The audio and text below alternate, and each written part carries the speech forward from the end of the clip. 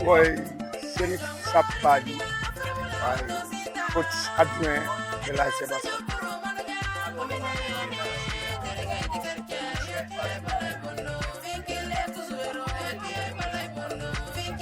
Wow. Ouais, tout d'abord, féliciter les gosses parce qu'ils ont répondu présent sur ce qu'on a travaillé à la maison. Donc, on a travaillé sur 3 aspects. Donc, je sais que les premiers sorties, toujours, ce n'est pas évident. Donc, on est venu, on a travaillé sur 3 aspects, le marquage rapproché et surtout d'être efficace devant le but. Donc, sur ce point, on a eu satisfaction parce qu'on a scoré 2. Voilà. Eux aussi, ils n'ont pas pu développer leur tactique parce qu'on les a empêchés de jouer. Donc, sur ce, on va dire que sur ce qu'on a travaillé pour essayer d'embêter Dego, voilà, on a eu 80% de ça. Mais tu sais qu'en matière de football, tout n'est pas rouge. Donc, il y a des choses à améliorer. On va continuer encore à travailler, de prendre les choses match après match et pour pouvoir améliorer et monter en puissance de match en match.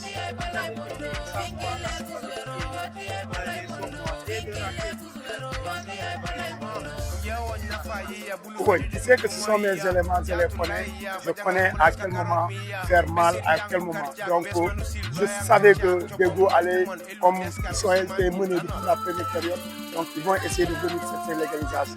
Donc, on va les laisser, les faire courir pour les épuiser et ils vont se faire découvrir. Et maintenant, j'ai des éléments qui sont là, à qui à tout moment, il faut faire le break. Et c'est ce qu'on a fait pour avoir le break.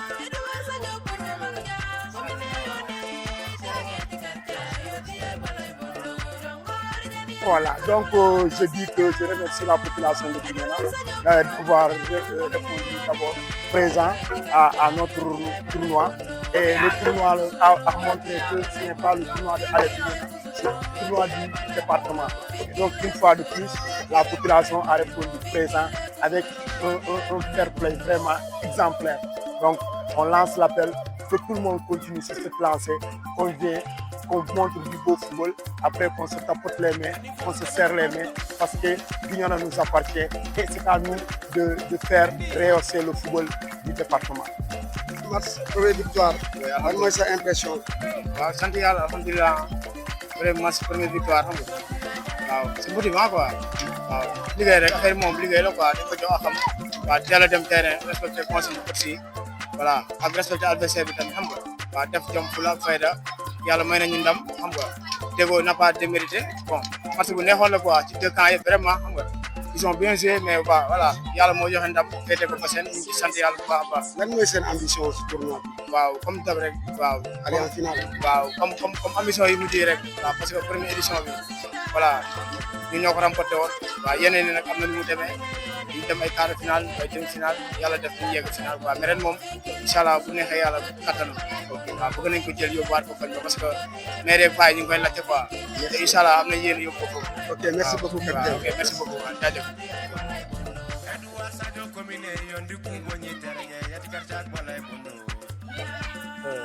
maa ngi nuyu Youssouf Fati maa ngi nuyu Youssouf Fati nekk coach Dego.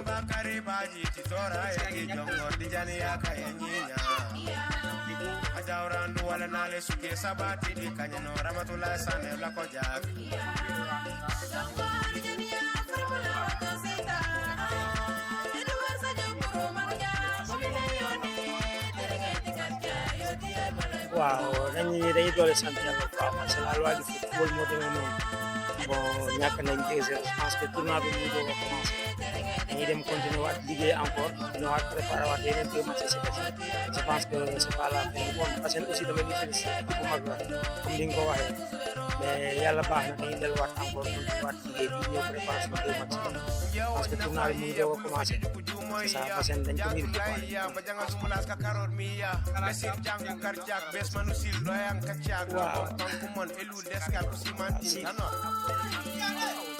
non booy ñu ngi liggéey di ko entraînement bi booy ñu ngi liggéey waaw boo xoolee suñu problème yëpp mooy ci kaw problème yëpp ci kaw la mais je pense que ñun en tant que technicien ñu demee dañu jiitu ci côté boobu boo xoolee occasion ñu am sax parce que amu ko kon kon moom yi mu am rek loolu def si biir quoi loolu mooy football football ci ay détails nga koy gagné ci ay détails nga koy ñàkk aussi quoi waaw c'est la loi du foot aussi quoi waaw maa ngi di remercier bu baax a baax di wax ne maa ngi match moom incha allah préparer deuxième match incha allah. 1-0 ñoo gisee premier mi-temps.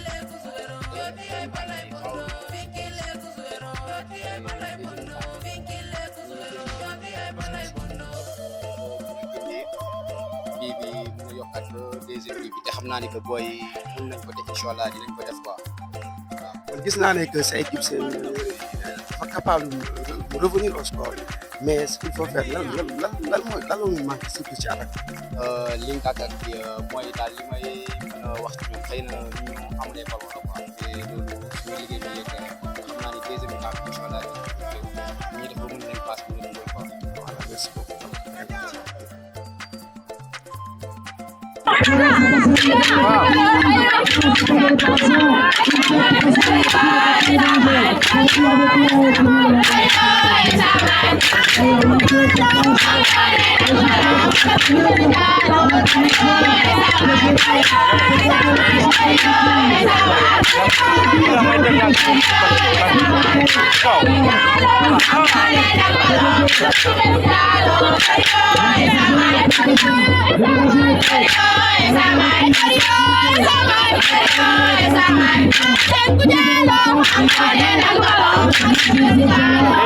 Sama